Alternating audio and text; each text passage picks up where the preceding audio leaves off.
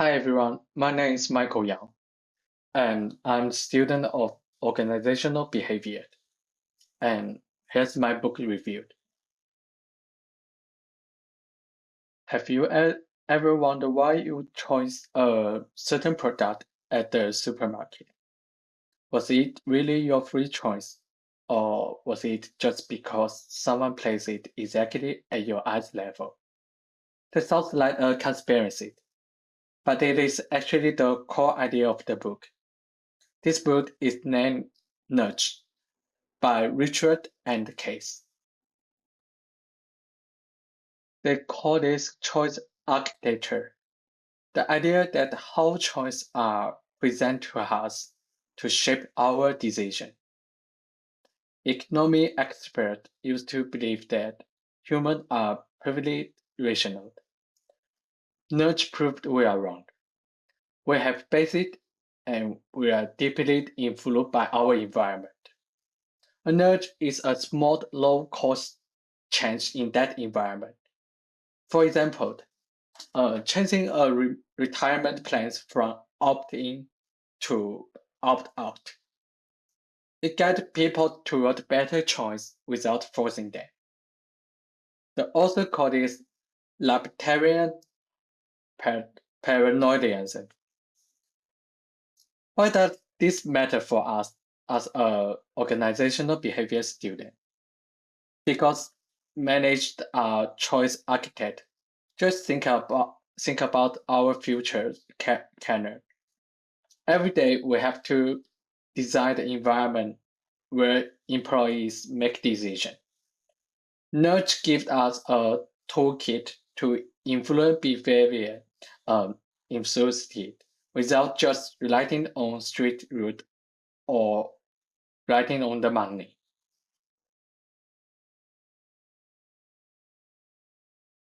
My first lesson is the power of default option. In classical economic thinking, we believed more choice is always better. We assume that something is good, for example, people will active choice it, but the real is not. It ignored the human inertia. People are naturally lazy and usually take the easiest path. The takeaway for managers is you must work with human inertia, not against it. If you change a company retirement saving plan to enrolled by default, participation will increase more sharply. No extra money, no strict rule, just a smart default option. The second lesson is about social nudge. We often think we need punishment to change the bad behavior. For example, I lived in Shenzhen, where many electric bikes run red light. I used to think the fine was just too low. But nudge taught me that humans are social animals. We follow the crowd. When ruling red light is common, it becomes its own nudge. Everyone does it, so I will too. To fix it, you don't just increase fine. You must show that most people actually follow the rule, making bad behavior the exception.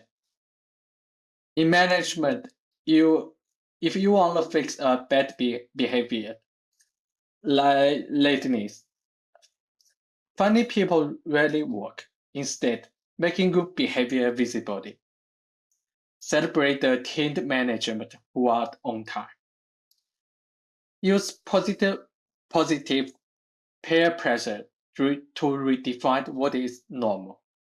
That's the lesson two. The third lesson hit me the hardest. There is no neutral design. We used to think managers could just provide options objectively. Nudge destroyed that illusion. The order of the cafeteria menu or the layout of the food slightly guide choice. Before a employee ever see the question, the manager have already made choice for them. This means manager carried a huge ethic responsibility. We must consciously design the workplace for good, helping it employees making decisions that behavior both themselves and the company. However, no theory is perfect. I have two critics. My first critic is that nudging has limit when dealing with structural problems. Soft cultural nudge take a long time to work. Look at the modern Chinese history. In 1950, the marriage law promoted free chosen marriage, but conservative arranged marriage continued for decades. Real change only happened in the 1990s with industrialization. When women got a factory job, that economic power gave them real freedom to choice. Not a slogan, but a structural shift.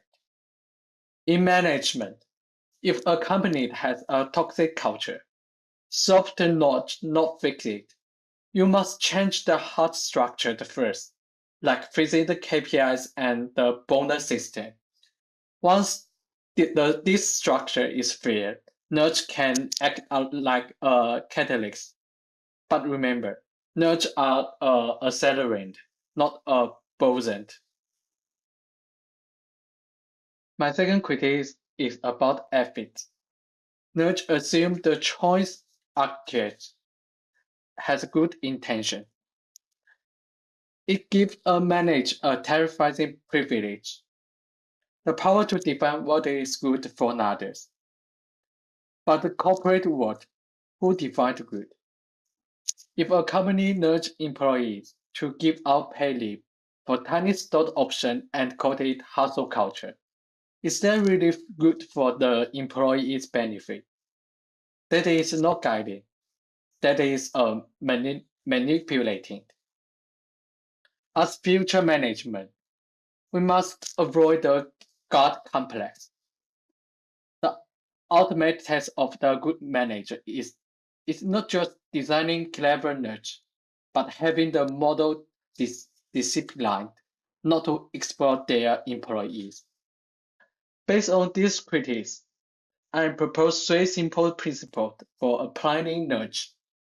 The principle one is restructure first, nudge second. Don't use nudge to hide real problem. Fix the unfair KPI before you add a shared coffee space. Your soft culture. And the principle two is co-designed with transparency. Don't secretly manipulating choice. Tell employees why default is changing and invite them to help design it. Let both sides to define what is beneficial. The last principle is eliminate dark partner. When evaluating nudge, don't just look at the company profit. If a new policy save money but increase employee turnover or stress, it is not a nudge. It is exploit the employees. So it must be eliminated. Nudge gives us a elegant management toolkit. To summarize, Nudge gives us a elegant management toolkit. It proves that small environmental details shape our behavior. But true management wisdom isn't just knowing how to use psychophysiology. To summarize, Nudge gives us a elegant management toolkit. It proves that small environmental details shape our behavior. But true management wisdom isn't just knowing how to use psychology to change behavior. It is having the courage to break unjust structure and the moral discipline to resist manipulation. Only with transparency and fairness can nurturing truly become a force for good? Thank you, everyone. That's all.